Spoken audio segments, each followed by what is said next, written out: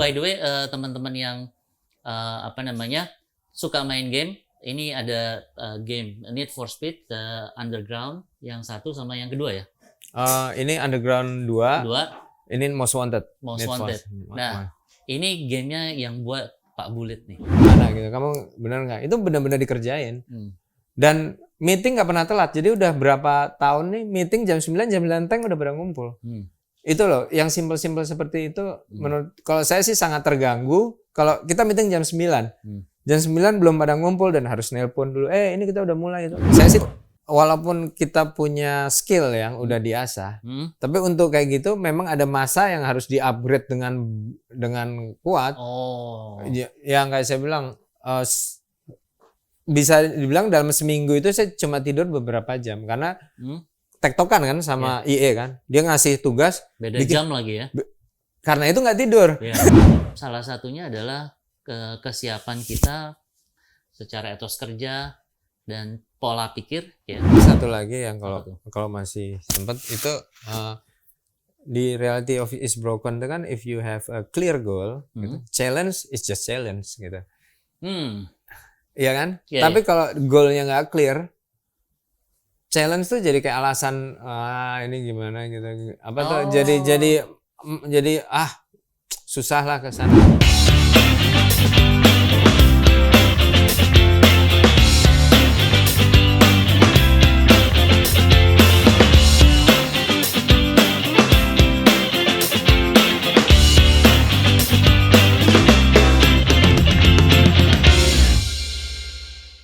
Halo sobat, pernah denger dong emak-emak teriak main game melulu, mau jadi apa gitu. Nah, hari ini kita akan ngobrol sama tamu saya yang kerjanya main game melulu dan kita lihat sekarang udah jadi apa. Kalau ngobrol sama tamu saya yang ini, saya selalu ingat satu buku judulnya Reality is Broken, karya Jane McGonigal. Buku itu reviewnya banyak, review bagus sekali karena dia punya point of view yang agak berbeda buku ini. Buku ini dia salah satu klaimnya dengan bermain game bisa menyelesaikan masalah bangsa. Wah, keren kan ya. Buku itu salah satu dia cerita ada bangsa namanya Kerajaan Lydia pada waktu itu. Kerajaan Lydia ini mengalami masa paceklik. Untuk survive masa paceklik ini, rajanya memutuskan bagaimana kalau kita main game. Jadi satu hari orang boleh makan, hari kedua nggak boleh makan, cuma main game aja. Jadi main game supaya lupa kalau mereka lapar gitu.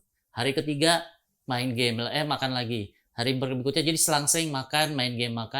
Dan gilanya dalam 18 tahun mereka bisa survive. Nah, detailnya baca aja bukunya.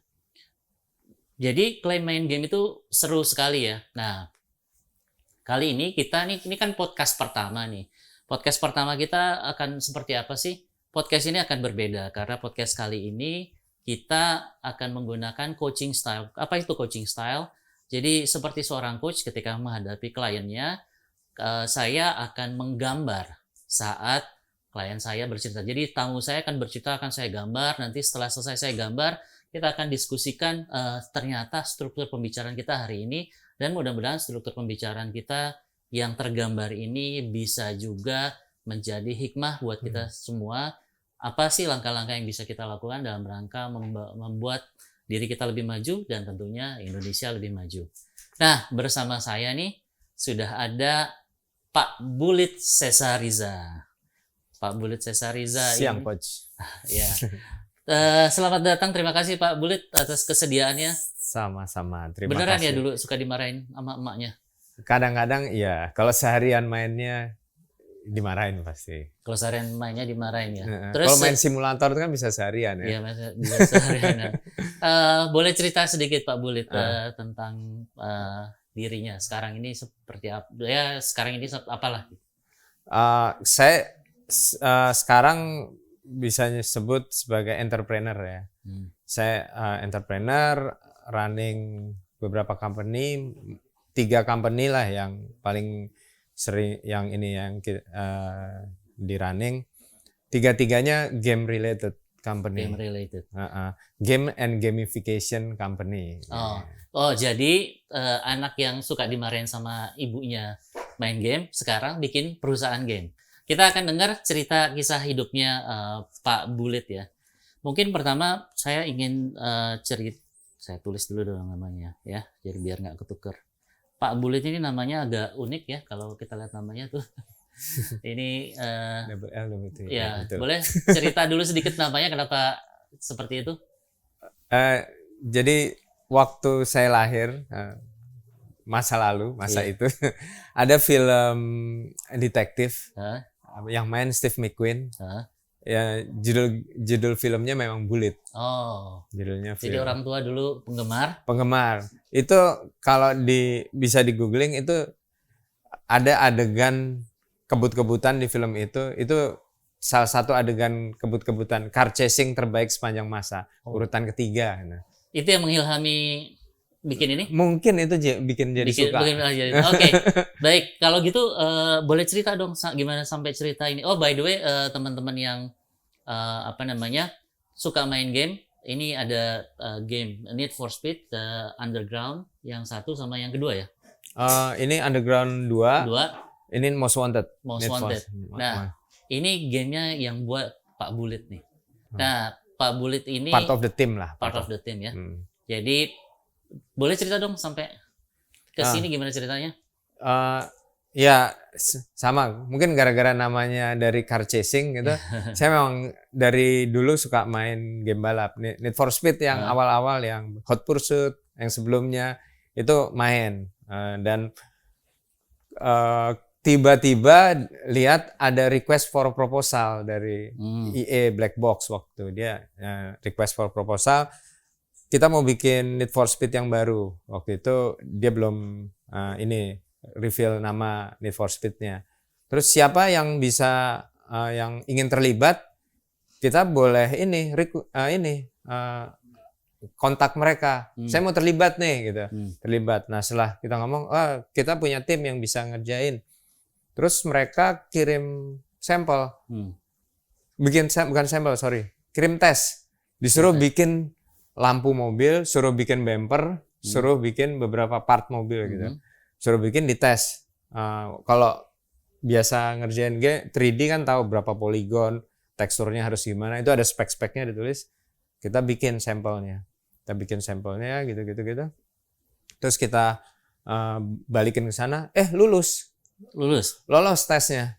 Itu tes. Dari EA ya berarti? Dari EA Black Box yang di Vancouver. Lulus tesnya, terus dia tanya, oke, kalau cost-nya bikin kayak gini berapa? Ya kalau cost-nya kita kata proposal, udah kamu ke sini dah, ke Vancouver, kita kasih tiket, kamu berangkat. Gitu. Berangkat sana. Ingat tuh, sampai sana langsung dites. Coba bikinin Mercy SLR.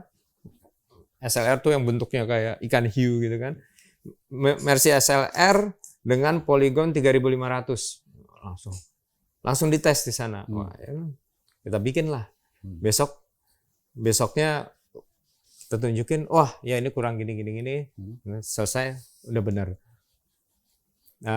Dan setelah lulus gitu, ya oke, kalau gitu kamu bikin yang ini, bikin mobil-mobil yang lain, bisa ya? Bisa ya, dikasih sampel-sampelnya sama tim teman kamu kan yang di Indonesia, bisa kan? Ya udah, jadi kayak saya tuh punya pasukan jin. Pasukan jin. Jadi dikasih ini bikinin mobil ini gitu ya, misalnya ini taruhlah Tiburon gitu, Hyundai Tiburon gitu. Ya, kita cek, kita bikin sebagian, kirim ke tim yang di Jakarta, mereka buat gitu dan kirim balik. Besoknya langsung udah banyak tuh hasilnya. Jadi kita kayak cepet prosesnya. Loro jonggrang gitu ya. Loro jonggrang. Dan mereka senang sekali. Jadi sehingga ya udah, jadi kita kerjasama terus. Waktu itu Underground 1 pertama kali kejadiannya gitu. Saya di sana untuk jadi kayak liaison officer gitu ya, jadi ya gitu. Terus kita ngerjain, baru tahu tuh ternyata Need for Speed ngeluarin Underground yang bisa upgrade mobilnya, kitnya. Jadi memang asetnya tuh perlu banyak sekali. Satu mobil butuh berapa bumper, berapa lampu, berapa model kit dan segala macam. Ya emang mereka butuh tim besar dan kita bisa support. Tim kita Di Jakarta ada 30 orang. Wow. Banyak. Tapi kayaknya kesempatan tuh kan nggak datang ini ya. Mestinya ya kalau misalnya ada orang baru main di 3D gitu, terus tiba-tiba ngirim ke ini kan orang siapa nih gitu. Nah ini gimana nih supaya kesempatan itu nyocokin diri dengan kesempatan, bangun kualitas. Nah itu nggak gampang memang. Waktu pertama kali datang tes, kita bikin mereka terima ya cerita short story-nya gitu. Tapi yang terjadi literally nggak tidur beberapa hari memang. Bisa dibilang seminggu tuh tidur dikit sekali lah. Ya tapi udah terbiasa. Maksudnya sebelum jadi kualitas bisa bikin 3.500 poligon untuk pengetahuan. Untuk pengetahuan 3.500 poligon tuh berarti detail banget ya. 3.500 itu justru kecil. Oh kecil? Kecil tapi bentuknya harus bagus. Bentuknya harus bagus. Oh jadi kecil tapi harus bagus ini di tingkat khususnya. Nah sampai ke situnya tuh gimana tuh? Kan dari main game sampai akhirnya orang percaya ini kayaknya boleh nih dipercaya untuk bikin game segini. Gimana tuh? Dulu sekolah main game? Sekolah kerja saya sering main ke time zone memang. Jangan sampai kedengeran kan. Tapi oke. Maksudnya latar belakang pendidikannya? Arsitektur. Oh dari arsitek ya? Arsitektur. Dari arsitek terus sampai punya kualitas yang dipercaya sama EA ini gimana ceritanya? Waktu masuk arsitek itu memang udah senang komputer grafik ya. Jadi waktu zaman saya kuliah 3D itu mungkin masih bentuknya garis-garis ya, wireframe gitu. Dan masih sempat pakai disket. Terus ada mulai 3D juga ngerendernya yang sedikit-sedikit gitu. Nah, tapi udah ketertarikan itu udah ada dan sudah biasa buat kayak yang sederhana lah karena suka kendaraan, bikin pesawat, simple gitu ya untuk kepuasan pribadi aja. Terus pada saat kuliah arsitektur memang sangat dieksplor itu untuk 3D-nya. Jadi waktu kuliah juga sebenarnya arsitektur dalam rangka pengen memperdalam 3 dimensinya karena belum ada kuliah yang spesifik zaman itu belum ada. Belum ada game development, belum ada game development gitu. Dan kalau masuk IT kan bentuknya database atau ERP gitu, belum ada yang lain. Jadi ya masuk arsitektur, perdalam 3D dan waktu ditanya, "Kamu mau jadi arsitek?" Enggak sih.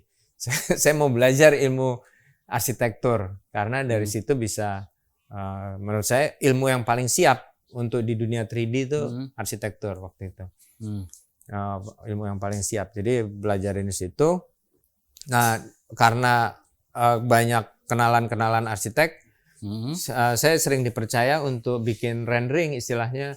Kalau bangunan desainnya belum jadi, butuh 3 dimensinya gitu, kita bikinin. Butuh interior, layoutnya gimana, kita bikinin 3D-nya, kita buat, kita render gitu. Jadi ilmu 3D-nya kasah. Dan begitu lulus arsitektur, saya juga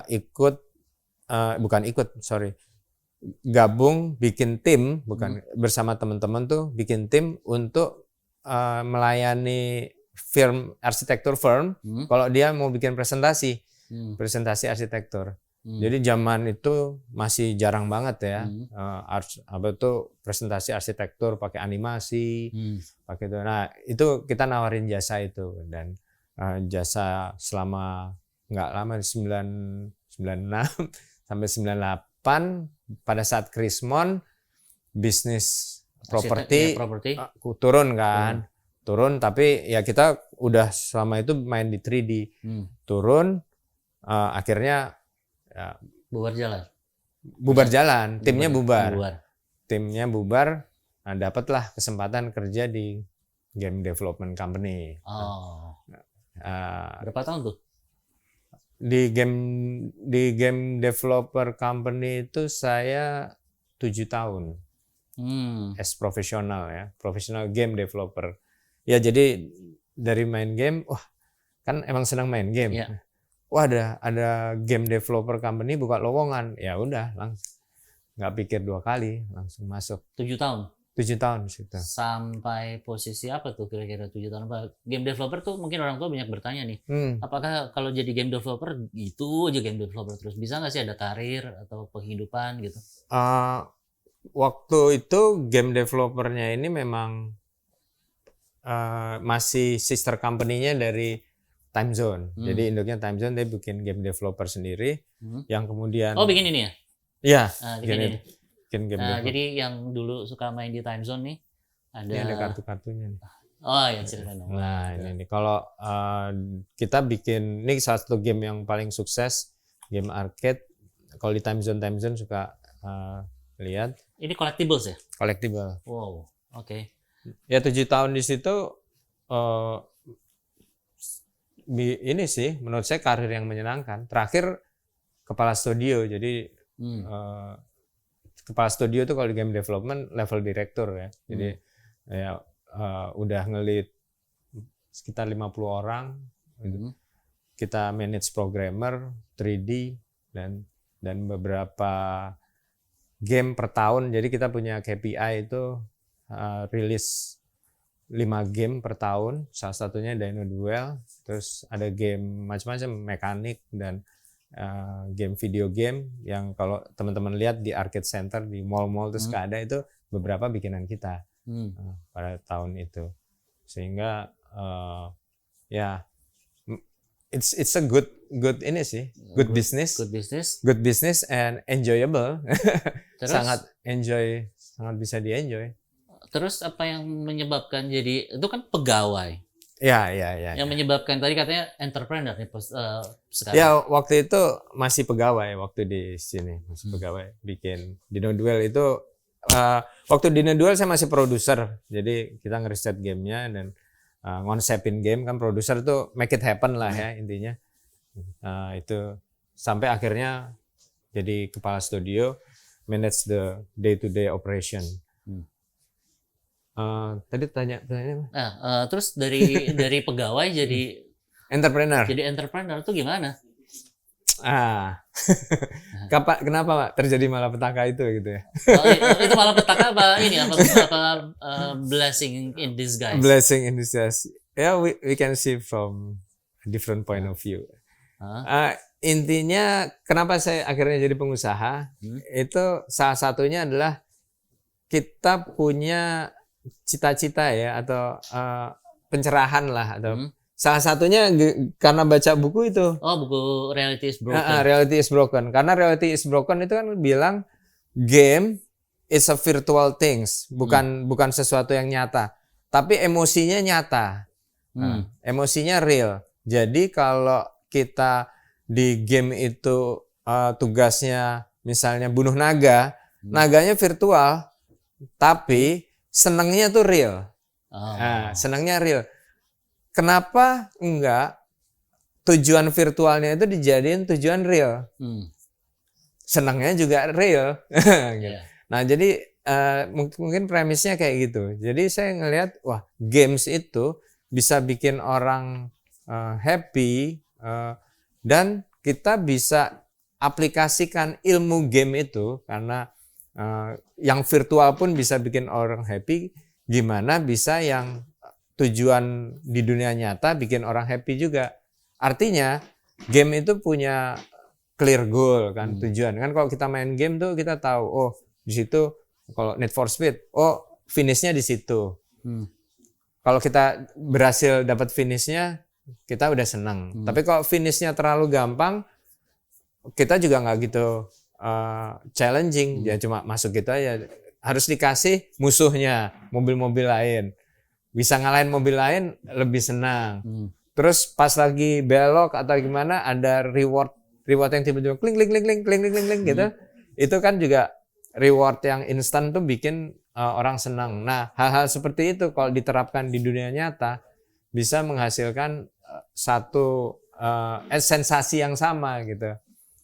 Karena itu saya ngelihat ada peluang kalau di dunia usaha saya menerapkan ilmu game tapi untuk hal lain itu peluangnya banyak. Itu yang saya gitu. Jadi jadi abis itu dari pencerahan itu terus bikin usaha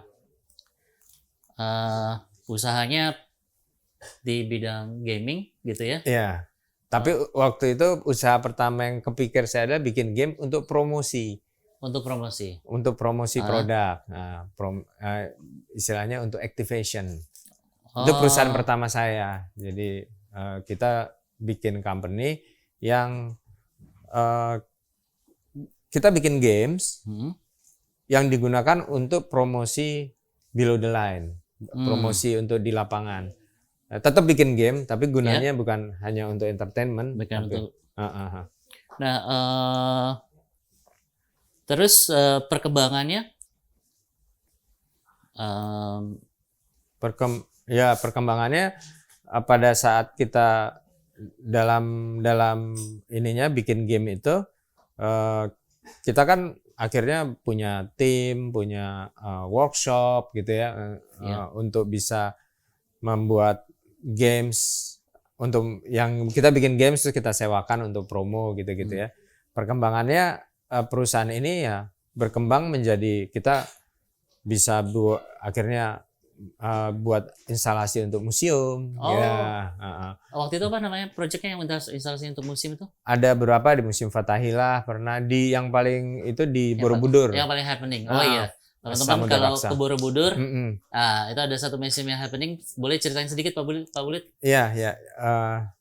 Jadi waktu itu kita di challenge sama tim Borobudur, kalau di Borobudur itu emang simbol ke puncak kejayaan ini ya, di tanah, di terestrial katanya, puncak kejayaan terestrial. Tapi sebenarnya di Borobudur itu ada gambar-gambar yang menjelaskan, jadi reliefnya itu menjelaskan bahwa di zaman itu Nusantara, Indonesia belum ada, Nusantara itu mencapai puncak kejayaan bahari juga, karena ada kapal udah sampai sana.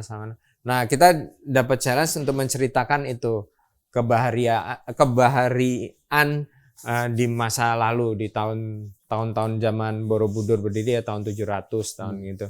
Jadi kita ambil relief di sana, relief itu bentuk kapalnya kita jadikan 3D kapal, terus kita studi mengenai fakta-fakta sejarahnya, dan kita jadikan itu semua museum kan dalam bentuknya virtual museum. Jadi dari zaman kenapa letak Indonesia di situ, pasti banyak kedatangan kapal dari sini gitu, dan kita punya karena jadi pusat perdagangan itu, teknologi perkapalan kita maju, buktinya adalah di Borobudur ada gambar ini dan tokoh-tokoh waktu itu kayak arsiteknya Borobudur, Gunadarma kita tunjukin, dan cendekiawan kayak Empu Sendo kita munculin, wah dia mendesain kapal kayak gitu.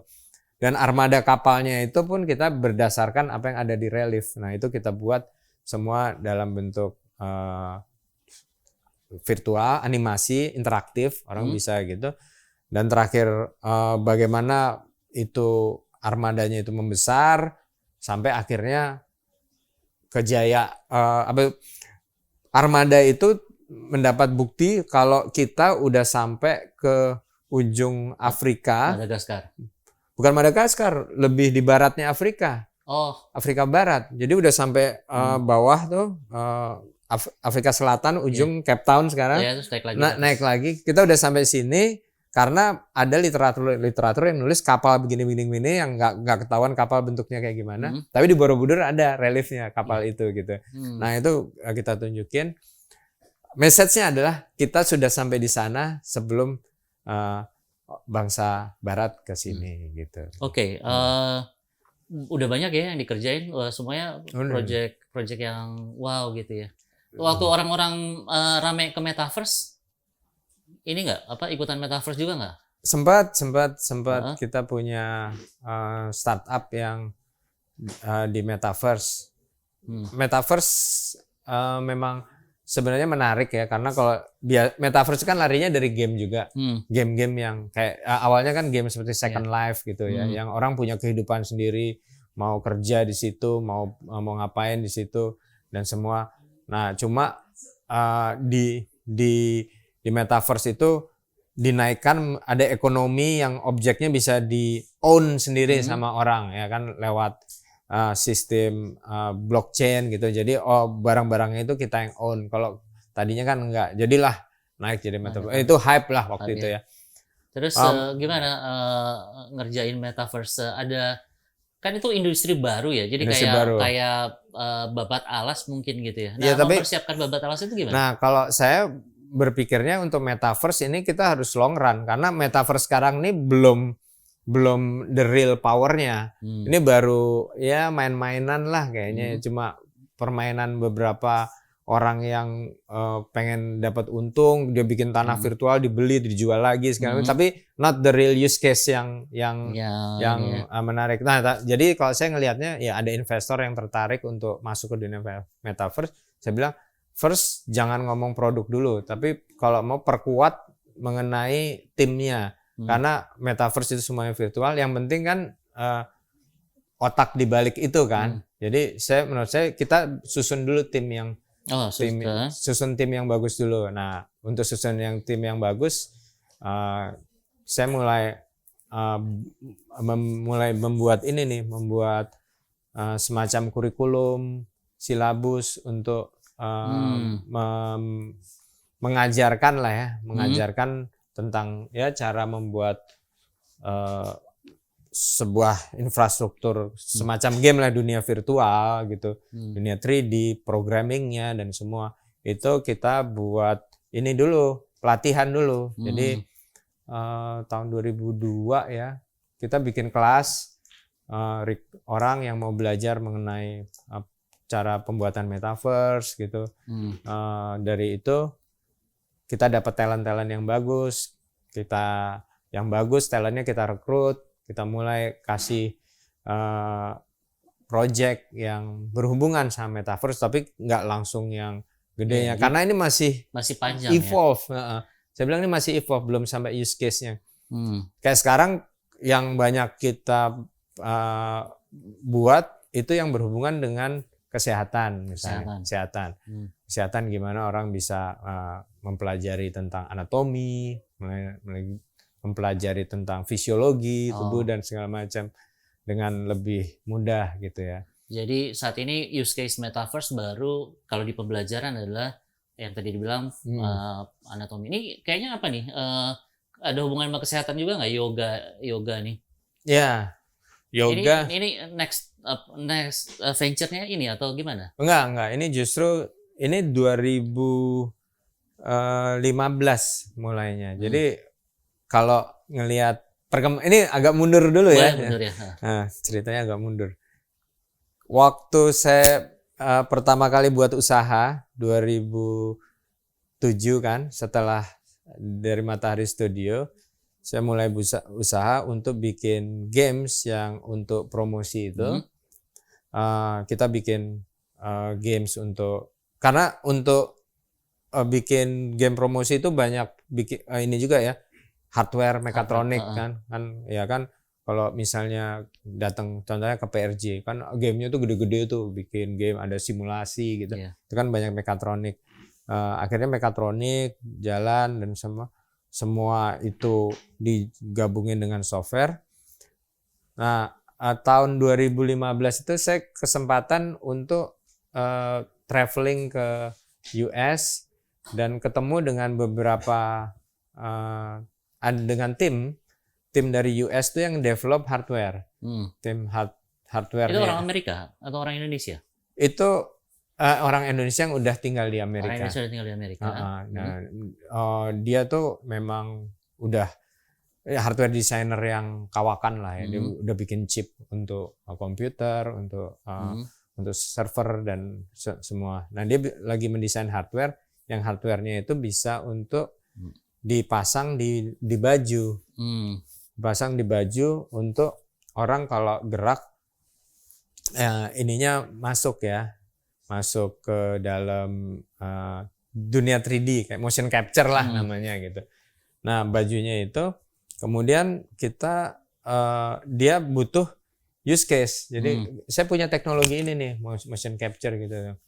Nah, gimana teknologinya ini bisa kepake untuk ya seperti value itu untuk dunia real.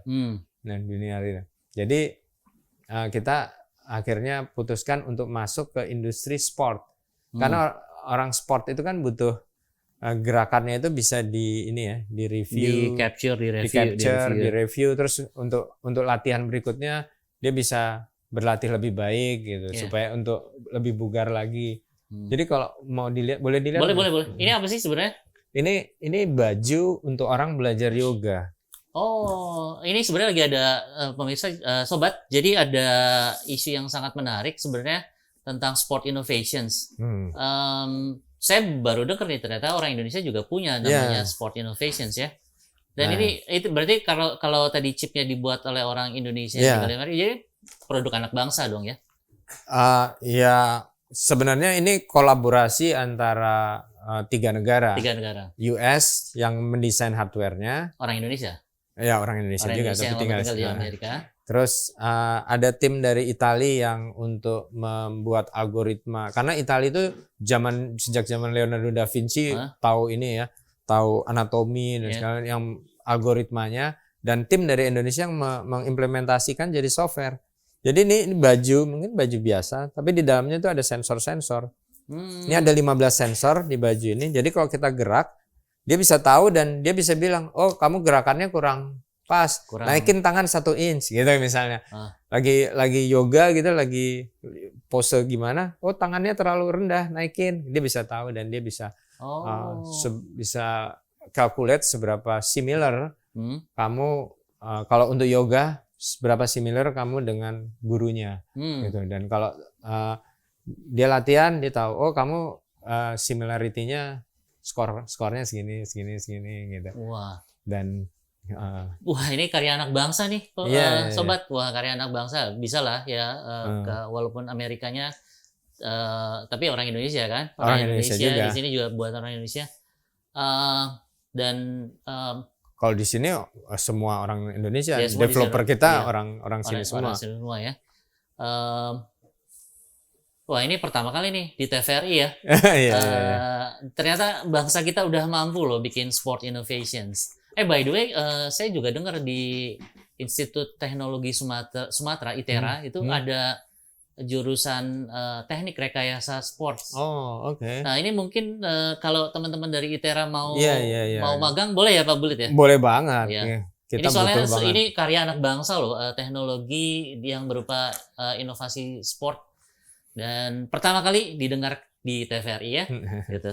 Wah. Dan ini yoga ini kita launch 2019. 2019 kita launch. Launchnya tapi untuk pasar US memang nggak di sini, karena dari sisi marketing yoga di sana sama yoga di sini agak berbeda. Tapi base teknologinya yang sebenarnya base teknologinya itu mirip teknologi game. Makanya saya berani bilang ini gamification karena kayak gerak begini, oh ini kamu kurang gini, itu ilmu desain maupun teknologi grafiknya, 3D grafik dan segala macam itu pakai engine game. Programmernya juga kalau tim saya itu rata-rata programmer game yang dulu kerja di perusahaan game yang untuk advertising itu saya tarik ke situ untuk belajar di situ untuk ngembangin develop produk ini gitu. Dan sekarang kita bukan yoga aja, kita udah banyak produk-produk lain termasuk untuk fisioterapi, untuk jadi dari ini berkembang ke fisioterapi, defense juga. Untuk militer juga? Untuk militer juga bisa. Kira-kira cukup rahasia nggak untuk diceritakan atau? Ya jangan. Rahasia. Ya, rupanya dari teknologi seperti ini berkembangnya juga nggak hanya untuk sport ya. Jadi mungkin seru juga nih ya kita dengar kayak ginian. Luas sekali ya. Jadi bagaimana teknologi game itu akhirnya kepake untuk industri-industri lain. Ini salah satu contohnya. Iya, ini kan sebenarnya juga kalau di metaverse, apakah ini ada hubungannya sama metaverse yang tadi sebelumnya? Enggak, itu justru metaverse setelah ini jalan, karena baru booming metaverse, ya banyak yang pengen masuk sana, ya investment banyak di situ dan semua. Tapi Ya bagi saya ini masih long run. Masih long run ya. Yang perlu dipersiapkan adalah tim yang kuat. Nah itu mempersiapkannya. Nih seandainya nih kan kita Indonesia sudah mulai nih ternyata udah ada jejak-jejak teknologi inovasi di bidang sport ini gitu ya. Kalau Indonesia mau bangun industri ini gitu, kita udah punya ITERA gitu ya. Terus ini udah ada produk pertama inovasi sport di Indonesia. Kira-kira kita tuh gimana ya? Ada saran nggak mungkin buat Indonesia itu belajar? Kalau kita berkaca boleh tampilin mungkin? Boleh tampilin? Kalau saran cepat atau saran lama nih? Atau Ya, jadi kalau di sini kan kita lihat ya, misalnya Pak Bulit kan sudah ya mulai dari hobi gitu ya, terus bikin game masuk ke mekatronik, bikin game kayak ini nih yang jadi teman-teman PlayStation, PC. Ya. Jadi teman-teman tahu nih ternyata yang buat ada tim orang Indonesianya. Terus nah ini kan artinya sebenarnya kalau saya lihat pengalaman Pak Bulit di industri ini membangun bahkan ketika masuk metaverse yang belum ada tuh babat alas gitu ya. Nah sekarang masuk ke Sport Innovations Technology, gimana nih cara babat alasnya dan supaya Indonesia suatu saat mudah-mudahan dalam waktu dekat bisa jadi champion di Sport Innovations. Kira-kira ada rekomendasi apa untuk Indonesia? Mungkin dua rekomendasi. Dua rekomendasi. Pertama mental kerja sih. Mental kerjanya itu perlu lebih serius ya mungkin ya. Mental kerja lebih serius. Bukan lebih keras. Nggak ada cara lain sih, harus kerja keras. Contohnya ya. Tim ini kan tim dari berbagai negara ya. Kita selama udah berapa tahun nih ngerjain ini, 5 tahun. Kita tiap minggu tuh meeting 2 kali seminggu. Zoom meeting. Kita set. Nah, kita meeting jam 9 ya. Jam 9 teng itu udah pada kumpul. Ngomong dan kita update, oh saya ngerjain ini.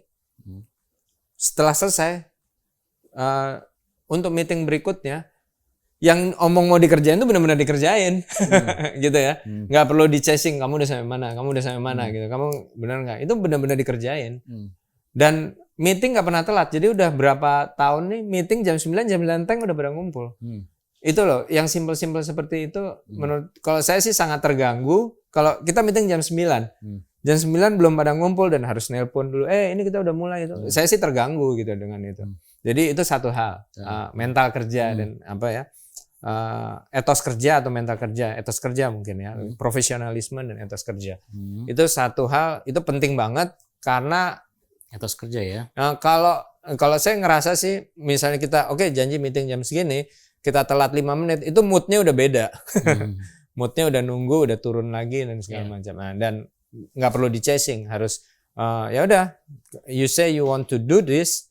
Ya do it gitu loh, nggak perlu ditanya-tanya lagi. Nah, tinggal update lagi 2 hari kemudian gitu.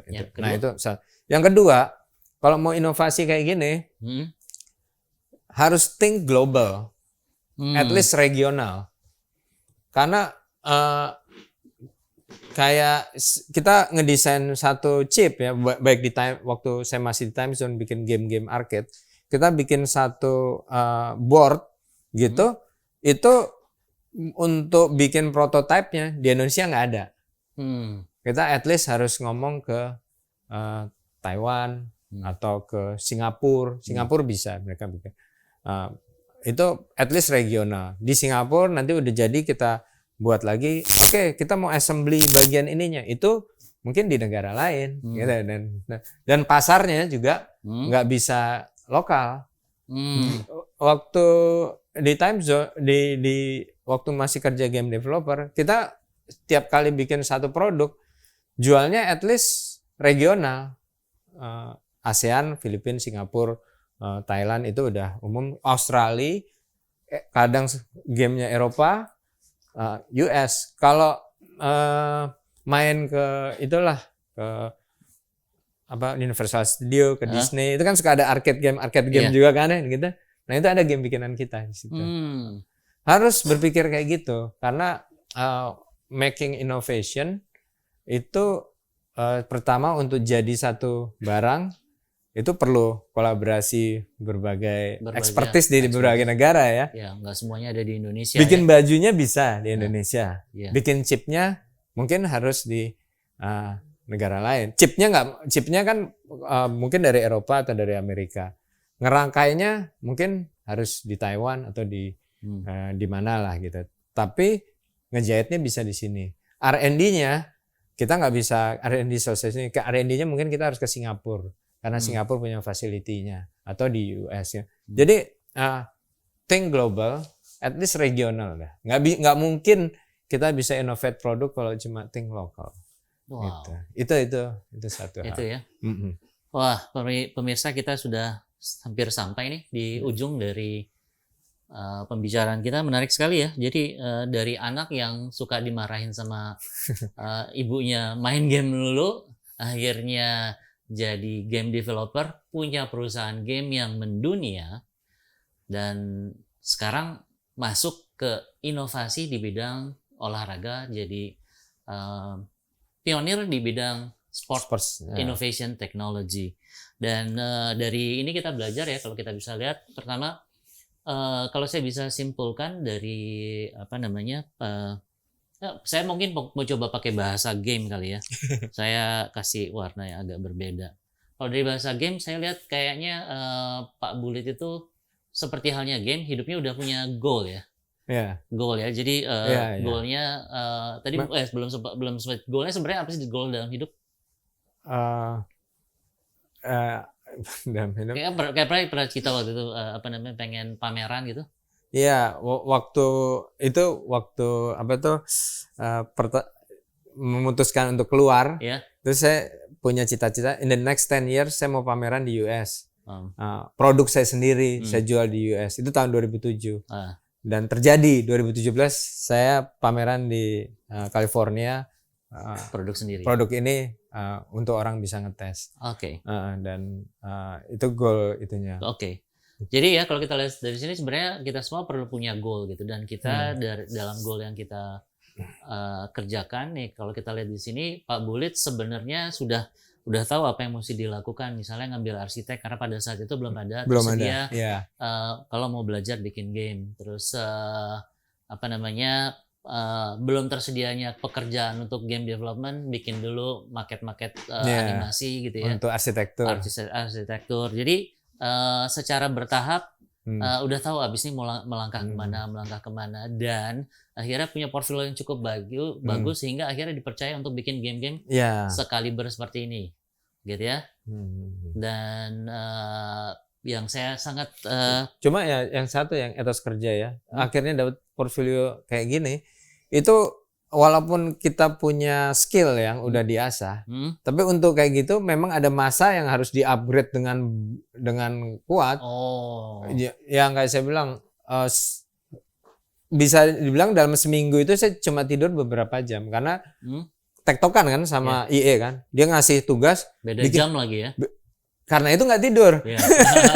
Karena waktu mereka bangun, waktu itu nelpon masih pakai calling card tuh. Kalau nggak mahal banget kan, calling card, beli calling card, nelpon, terus ngomong, ini saya nggak ngerti gitu kan, dengan bahasa Inggris yang tau lah, kacau balau gitu kan. Ini dia ceritain gitu, terus saya kirim lagi gitu, bolak-balik gitu. Udah selesai teleponan, tutup, udah jam 4 pagi. Ya kan? Jam 6 saya mesti ke kantor. Jam 7 lah, jam 7 untuk karena tim harus di brief apa yang baru saya ngobrol semalam. Brief kan habis brief nggak bisa pulang kan? Brief harus nungguin gitu. Selesailah udah sore, jam 6, jam 7 pulang, telepon lagi. Ini udah jadi kayak gini, bener nggak? Gitu. Selesai jam 4 pagi lagi ya. Gitu kita. Jadi waktu kesempatan di IE ini membentuk etos kerja Pak Bulit dan tim ya? Oh iya. Dan tim juga ngelihat, oh ini serius nih kerjaan. Saya dari ini sebenarnya yang paling menarik buat saya adalah ini ya. Jadi sebenarnya waktu itu babat alas. Jadi sebenarnya kalau kita masuk inovasi, mau nggak mau harus siap babat alas ya. Kayak misalnya waktu masuk metaverse tadi bilang timnya belum ada, harus belum siap, harus ngedidik tim. Dulu. Terus juga waktu di IE itu timnya juga harus dididik dengan etos kerja yang seperti betul. Orang-orang Kanada tersebut gitu. Nah ini Jadi saya bisa menyimpulkan sebenarnya teman-teman kalau kita mau bangun sebagai bangsa yang yang bagus, yang berkembang gitu ya di industri-industri seperti ini, inovasi seperti ini, rasanya kita mesti membangun orang-orang yang mampu problem solving. Dan saya lihat salah satunya adalah kesiapan kita secara etos kerja dan pola pikir ya. Ini menarik globalnya karena pada saat ini kita nggak bisa mengerjakan semua sendirinya. Kita harus bekerja sama dengan negara-negara lain dan kalau bisa market dari luar dulu gitu ya. Itu problemnya pasti banyak, makanya keahlian sobat-sobat kalau ingin bisa berinovasi adalah kemampuan babat alas rasanya gitu ya. Kalau memang ini bisa disimpulkan dalam satu kata gitu ya. Kemampuan babat alas yang dimana isinya ada etos kerja, mindset yang mikirnya global bukan hanya untuk Indonesia. Tapi mungkin satu lagi yang kalau masih sempat itu di reality of is broken itu kan if you have a clear goal, gitu, challenge is just challenge gitu.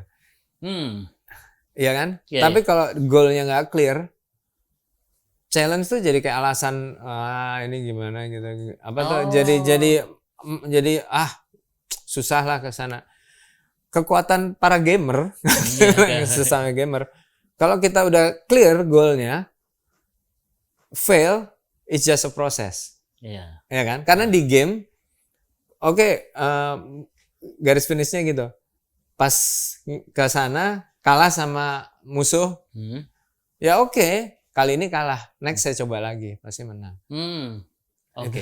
Itu salah satu kekuatan gamer kalau saya bilang. Iya, berarti sebenarnya di sini yang nggak sempat diceritain tuh jatuh bangun, sakit, pahit, pedih. Oh ya. But gitu ya. It's just a process. It's just a process. Jadi it's just like a game, you get up and then ya kayak tadi bilang EA nggak. Wah itu sedih loh waktu malam jam 4 dan 4 pagi harus kerja lagi ternyata masih fail juga. Jadi EA itu rese juga. Jadi kalau dia terima dari kita, dia langsung masukin ke gamenya, dia tes, masih peot gitu, dibalikin lagi. Padahal kita nggak bisa ngetes karena kita nggak punya gamenya, gamenya kan lagi in progress. Jadi saya nelpon tuh sambil dia ngetes gitu. Ini bagian bumper belakangnya cahayanya masih peot ya gitu. Padahal itu nggak kayak sekarang Zoom bisa ditunjukin ya. Belum ada Zoom, masih via phone. Di mana? Nah terus ya kita benerin. Malam jam 9 kirim lagi, malam-malam kirim. Gimana? Dave namanya, Dave saya masih ingat. Orangnya baik sih. Dave, how about now gitu. I still see trouble in this area gitu. Tapi karena kita gamer, ntar juga ketemu.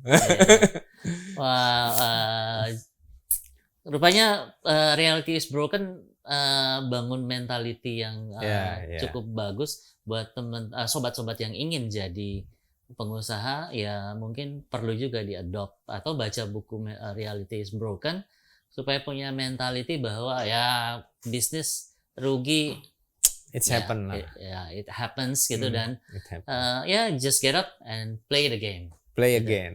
Nah, terima kasih Pak Bulit, ini seru sekali dan ini adalah episode pertama. Mudah-mudahan episode ini menarik dan kita akan lanjut lagi pada episode kedua. Jangan kemana-mana, ikut bersama kami pada sesi episode berikutnya.